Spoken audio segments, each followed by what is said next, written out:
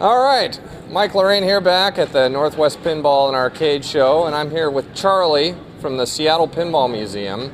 And you've been a big supporter of our show, and you've been a great help to what we've been trying to do here. And I'd like to give you a chance to talk a little bit about the Pinball Museum and what that's all about, so people know where to go once the show's over. Sure.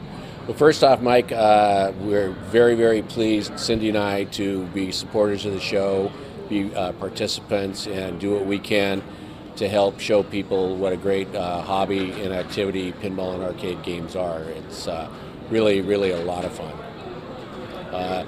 So after the show, there's a lot of places in the region that have a lot of great machines. You've got Shorty's, you've got Dorky's, you've got the Replay Cafe.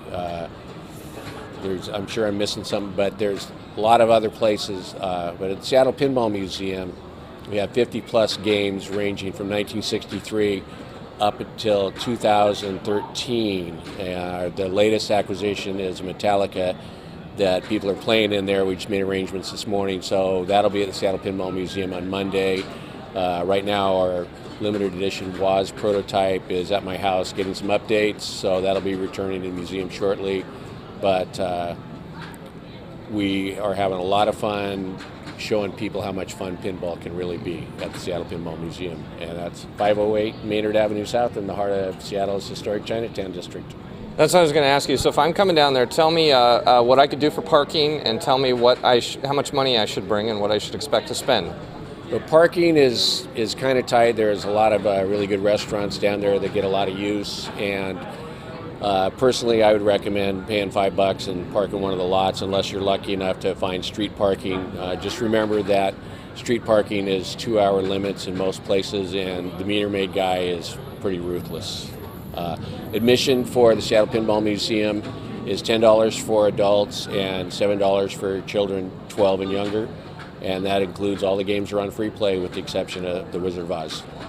We have snacks, candy, chips, we have pop, vintage sodas, all cane sugar, so it's the real deal. We have about 12 to 15 different bottled microbrews, so we've got a little bit of something for everybody. And what are your hours? Our hours are Sunday 11 to 5, Monday 11 to 5, closed Tuesday, Wednesday, Thursday night from 6 to 9 p.m., Friday from 2 to 10 p.m., and Saturday from 1 to 10. We've got kind of eclectic hours because both my wife and I are still working full-time jobs, so our hours are a little strange, but come and check us out. We're sure you'll have a great time. Yeah, come on and support Charlie. And is the museum open right now during the show? The museum is open during the show, abbreviated hours. So Friday night we'll be closing at 6, so my wife and partner Cindy can be down here and enjoy the greatness of the show. And the same with Saturday night, we'll be closing at 6. Sunday we go back to regular hours, 11 to 5. And you've brought some games here, correct?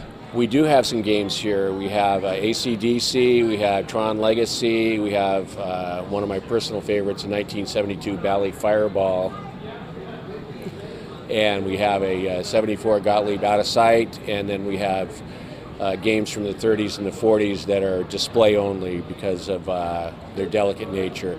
We're also proud to be able to present to the show the largest pinball machine ever made, the Atari Hercules, and that's great props to my good friend Kelly Keaton for making arrangements with a private collector to loan that machine to us to have here at the show for all the attendees to get a chance to play the largest pinball machine ever made. I've heard jokes that when that's been at other shows that some of the people that work the hardest at the show sleep under it at night. It actually has some pod bay doors that you can open up and crawl up inside there if your boss is looking for you, or you get in an argument with your wife or something like that. But my joke is you can plunge the ball, go have breakfast, and come back in time to hit it on the first fall. It plays pretty slow, but it really is something to see. Yeah, I guarantee you when you first walk up to it, you'll go, whoa, because it's big. It uses a cue ball for the pinball, and it's pretty big.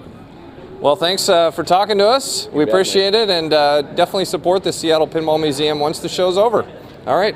Support the show. The show rocks. It's here all weekend at Tacoma Convention Center. This is the largest collection of machines you'll probably ever see in your life. Do not miss it. Yes, get on down here, please.